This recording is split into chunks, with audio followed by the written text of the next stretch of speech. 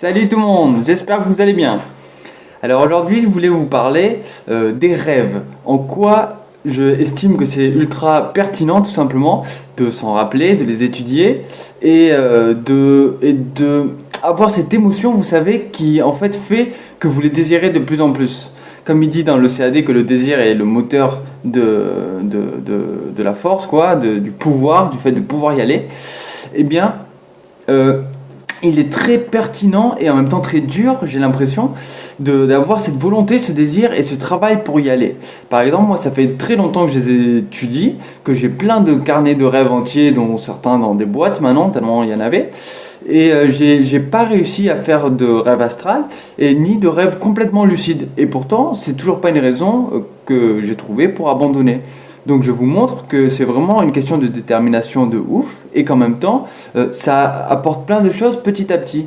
Parce qu'il n'empêche, malgré tout ça, j'ai fait quand même des rêves semi-lucides où j'arrivais à prendre conscience de temps en temps et où j'avais surtout des informations incroyables et encore plus des émotions et des sentiments, mais d'une force que quand je le vivais, je savais que c'était exactement une des voies, puisque dans tous les cas on va rêver tous les soirs, donc on s'en rappelle ou pas, ça sera notre force, notre choix. Donc c'est une des voies sur lesquelles on a vraiment énormément de belles choses à prendre.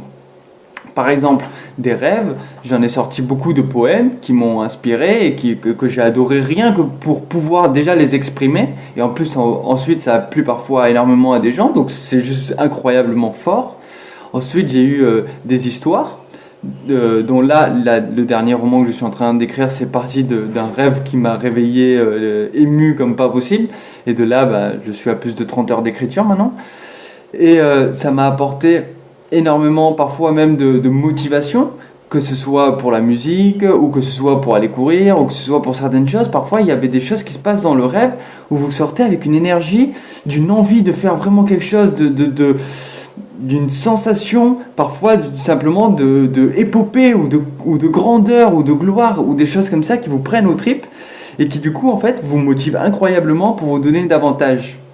J'ai aussi vécu des dialogues qui étaient merveilleux et qui en eux seuls apportaient une sagesse en moi qui était déjà incommensurable tout simplement, qui tellement elle était merveilleuse d'avoir eu la chance d'avoir cet échange-là, ce dialogue-là dans la communication. Comme il dit dans les CAD, il vaut mieux utiliser le terme communication que le terme parler, parce qu'en communiquant, il y a un échange de plein de choses qui se fait, en plus des mots, il y a les pensées, il y a les images, il y a l'expérience de ce qu'on en sort, il y a les sentiments, c'est vraiment une foule de choses merveilleuses.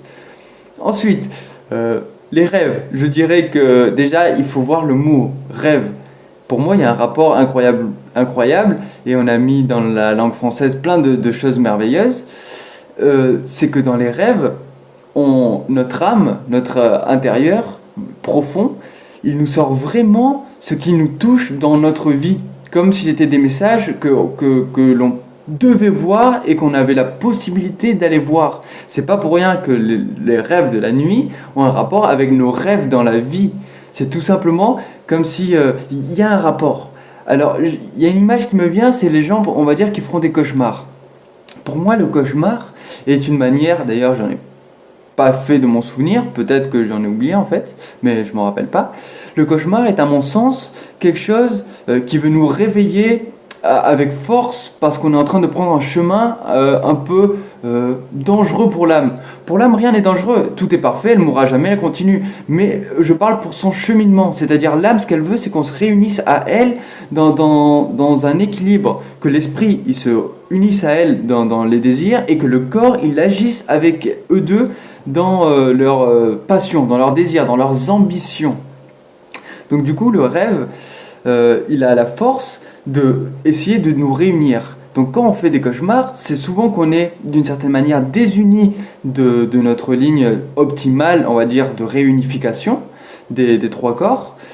Et que du coup, il veut nous pousser. Par exemple, si c'est des rêves de peur par rapport à de l'ennui, ça peut être qu'on ne travaille pas cette passion. Si des rêves de peur par rapport à des accidents de voiture, ça peut être par exemple une peur par rapport à son assurance pour conduire ou pour avancer dans la vie. Par exemple, je dis un truc qui me vient comme ça à l'esprit. Si c'est des peurs par rapport à des gens, ça peut être par rapport aux relations personnel et à ce qui en découle dans la manière dont on se sert des relations personnelles. D'ailleurs, dans les CAD, il dit que les relations personnelles servent à exprimer vraiment qui on est et que le but, c'est que ça doit être un moyen pour être toujours mieux qui on est et non pas pour essayer de tendre toujours à compléter l'autre, tout simplement. Mais au lieu d'essayer de chacun donner des besoins et que l'autre récupère, et que l'autre y rende par des besoins, etc. Ça doit être juste quelque chose pour nous sublimer et pour permettre de vivre entièrement qui on est. Et en plus, c'est grâce aux relations personnelles, parce que sans elles, on ne pourrait pas vraiment le sentir. Donc les rêves, c'est vraiment un monde incroyable. Maintenant, comment les étudier? Alors, je me rappelle d'un mantra que je ne fais plus, mais je vais le dire parce que tant qu'à y être, qui disait de Lobsang Rampa, dans son livre Le Troisième Œil, je crois, il disait « Ce soir et dimanche, je vais voyager dans l'astral. Je vais rester entièrement conscient de ce que je ferai et de ce que je verrai. Je m'en rappellerai lorsque j'aurai regagné mon corps. Je n'oublierai rien. » Moi, je rajoutais « Et pendant ce voyage astral, je vais rencontrer un maître qui m'enseignera la maîtrise des éléments. » Je me rappelle parce que je le faisais avec cette attaque. Et du coup, c'est juste pour dire qu'il y a plein de manières de se rappeler des rêves. Une des premières, pour moi, fondamentales, va être le désir. Vraiment l'enthousiasme, le fait d'avoir Dieu à l'intérieur. C'est la définition des Grecs. C'est-à-dire être vraiment ardent de désir. Ça, c'est le premier point. Le deuxième, c'est un rituel. Le fait d'avoir un rituel nous permet de garder une certaine direction, une certaine volonté qui garde son cap, comme une bille que vous jetteriez dans une pente un peu descendante et qu'en fait, elle continuerait du moment que vous avez fait le premier point. Et le premier point, c'est le rituel. Donc, une des choses les plus importantes, à mon sens, c'est tout simplement de noter les rêves. D'avoir un cahier à côté et de les noter. Si vous, par X ou Y raison, vous n'avez pas la foi de le noter le matin, vous pouvez toujours le noter le soir. Mais le matin, c'est trop fort pour avoir toutes les idées, c'est-à-dire pile poil au réveil, même avant les respirations Wim-Hof, pour avoir directement tout ce qui vous coule, parce que même si vous sentez des choses et que vous n'en êtes pas sûr, autant le noter, j'ai la sensation que sans pour autant en être sûr.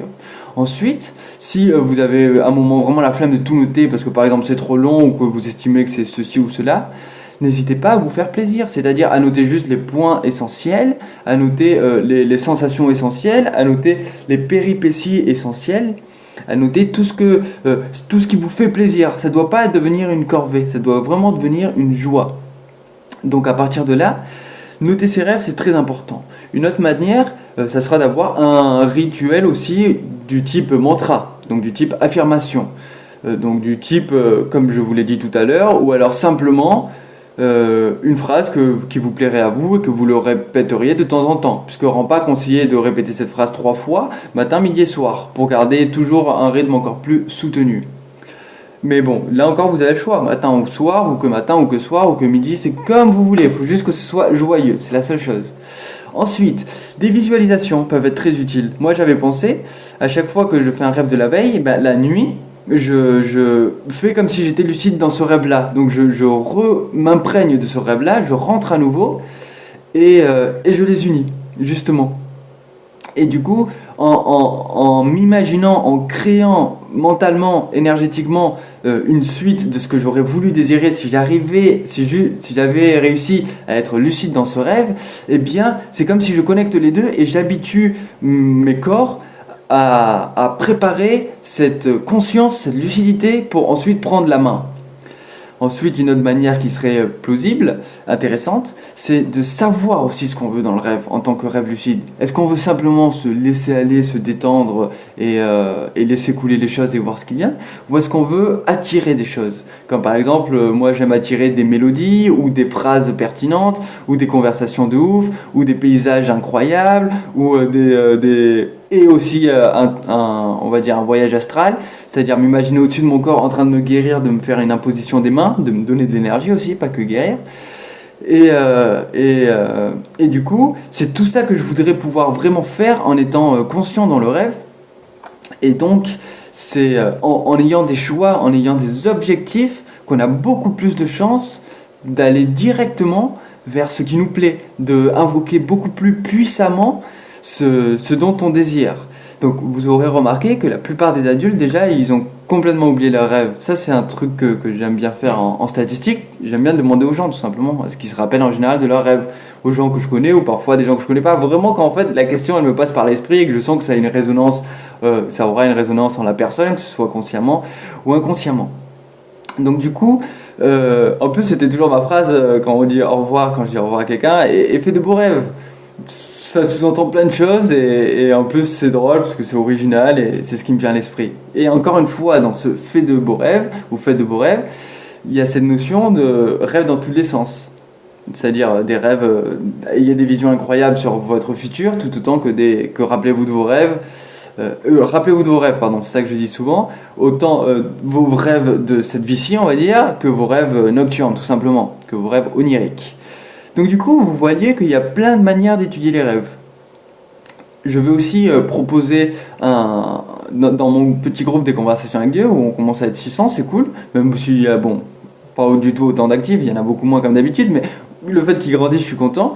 Ben, j'avais proposé cette notion-là et sur une image. Donc je vais proposer à ceux qui veulent, tout simplement, de visualiser une image, celle que je vais vous montrer, dans le commentaire premier ou dans le lien qui enverra directement au groupe et au post.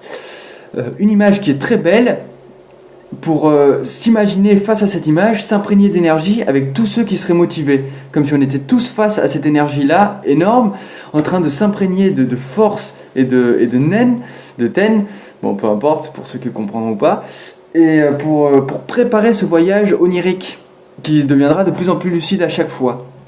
Et ensuite, de s'imaginer encore une fois quelques secondes, tout simplement, au-dessus de son corps, en train de s'envoyer de l'énergie, pour en fait à un moment être conscient que son corps astral est séparé de son corps physique et que c'est notre propre corps physique qu'on est en train de concentrer notre attention dessus. Et quand on aura cette lucidité-là, eh bien on pourra réussir à se décoller des deux, à avoir conscience qu'on est au-dessus de notre corps, à en plus aider notre corps et à être beaucoup plus libre de nos mouvements et de notre potentiel, de ce qu'on désire faire dans les rêves, justement. Donc du coup, bah voilà, je crois que j'ai bouclé la boucle en faisant du Hala Will Again et Beast to Fly.